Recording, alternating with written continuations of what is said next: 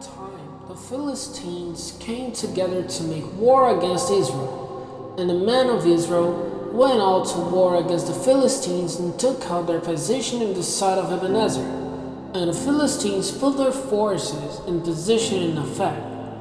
And the Philistines put their forces in order against Israel, and the fighting was hard, and Israel was overcome by the Philistines, who put to the sword about 4,000 of their army in the field.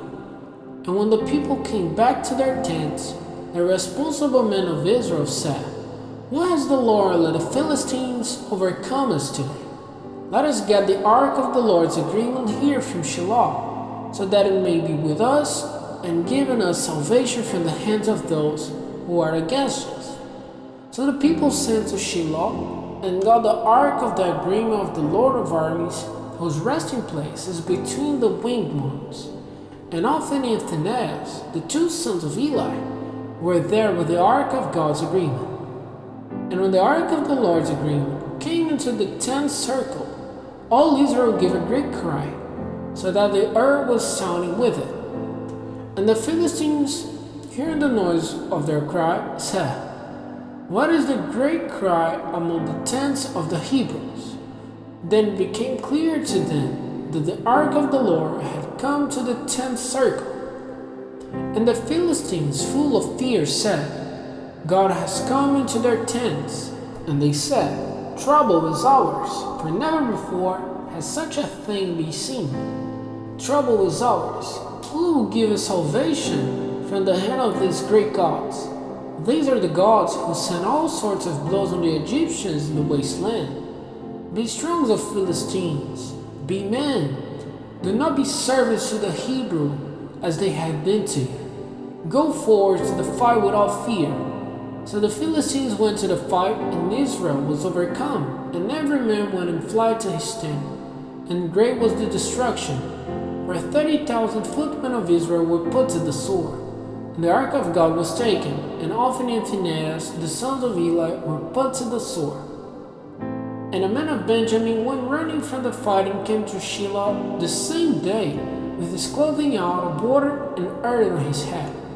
And when he came, Eli was seated by the wayside watching, and his heart was feared from the ark of God. But when a man came into the town and gave the news, there was a great outcry. And Eli, hearing the noise and the cry, said, "What is the reason of this outcry?" And the man came quickly and gave the news to Eli. Now Eli was 98 years old, and his eyes were fixed so that he was not able to see. And the man said to Eli, "I've come from the army and have come in flight today from the fight." And he said, "How did it go, my son?"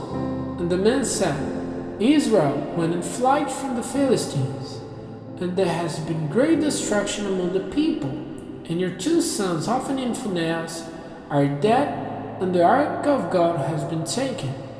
And at these words about the ark of God, Eli, falling back of his seat by the side of the doorway into the town, came down the earth, so that his neck was broken and death overtook him, for he was an old man and of a great weight.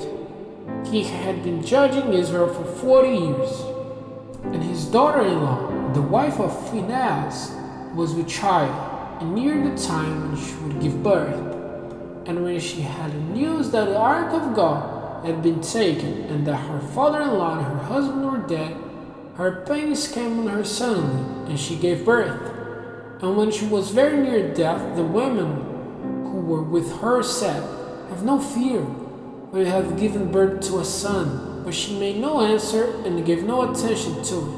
And she gave the child the name Ichabod, saying, "The glory has gone from Israel," because the ark of God was taken, and because of her father-in-law and her husband. And she said, "The glory is gone from Israel, the ark of God has been taken."